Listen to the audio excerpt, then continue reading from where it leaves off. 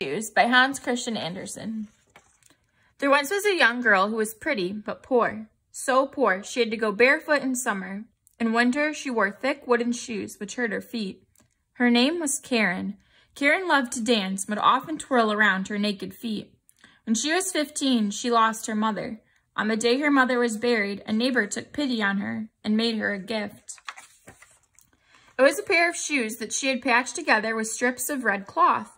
Karen wore the shoes as she walked behind her mother's coffin. After her mother's death, her great-aunt Anna took her in.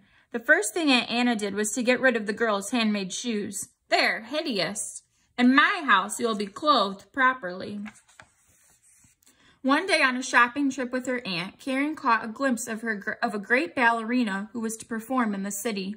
Karen saw the dancer running towards the theater. She was so beautiful. Her skin was pale as marble, her dancing shoes red as rubies.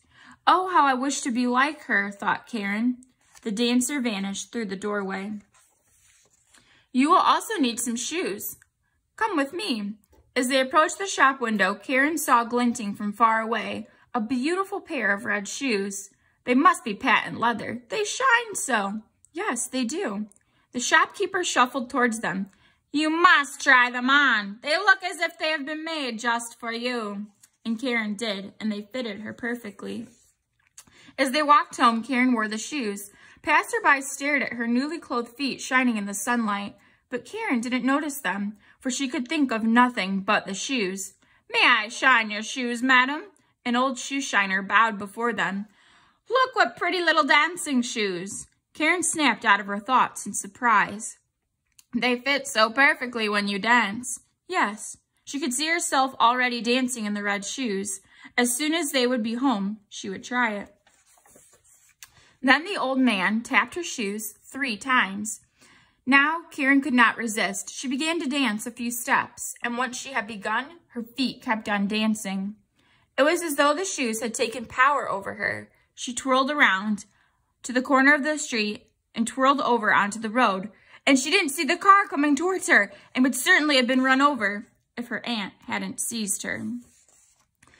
But Karen kept on dancing and without noticing, kicked her aunt violently. And in the end, Aunt Anna took the shoes off her feet and at last she was still. They walked home in silence, Karen ashamed of what she had done, but she didn't dare say so. And she could also not stop looking at the shoes. At home, the shoes were put away. Anna locked them in a cupboard and hid the key. But Karen could not stop thinking about them. At night, Karen lay awake, longing to put the shoes on again and to dance a few steps. She'd remembered how happy she had felt that afternoon, how free. And when she did sleep, she could only dream of one thing. And in her dream, she was twirling and twirling. Sometimes the old shoe shiner appeared, and her dream became a nightmare. And she woke, only to think of the red shoes again. During the day, she could not concentrate. Oh, how she wished to dance in the red shoes. And then her aunt became ill. The doctor said she would not recover, so Karen nursed her. And at night, she would be by her aunt's bedside. Still, she would be thinking of the red shoes. And one evening, while her aunt was asleep, she took the key, went to the cupboard, and put on the shoes. What bliss she felt. She began to dance a few steps. But when she tried to go left, the shoes would go right. And when she tried to go right, the shoes would go left. And when she tried to go upstairs, the shoes took her downstairs. Through the door and onto the street, she twirled and twirled onto the road. She danced and danced into the woods. And as she twirled, she thought she saw the moon glistening among the trees. But it was the face of the old shoe shiner. What beautiful dancing shoes, he said. Karen shivered with fright. She tried to take the shoes off, but couldn't, for they clung firmly to her feet. She danced and danced and danced some more. She danced in fields and over meadows, throughout the days, throughout the nights. She danced in sunshine. She danced in the rain. She danced in a churchyard. She could not stop. And in a cemetery, she wished to rest, but she could not stop. How she longed to stop, but the shoes kept on dancing. You shall dance, said a voice out of thin air. Or was it in Karen's mind? She could not tell. You shall dance until you are pale and cold, until your body shrivels to a skeleton. You shall dance, you shall dance, you shall dance. Oh, please make it stop. She was quite exhausted, so exhausted, but she could not stop. She twirled to the door of the church and inside into the aisle, and as she twirled, she saw the church was full of people. They had gathered for a funeral. There lay a coffin, and in the coffin was her dead aunt. As tears rolled down her cheeks, Karen twirled out of the church, back into the yard and onto the road, until she disappeared in the horizon. She danced and danced for many more days after that, and she thought she would dance forever, or until she grew too old and withered to nothing.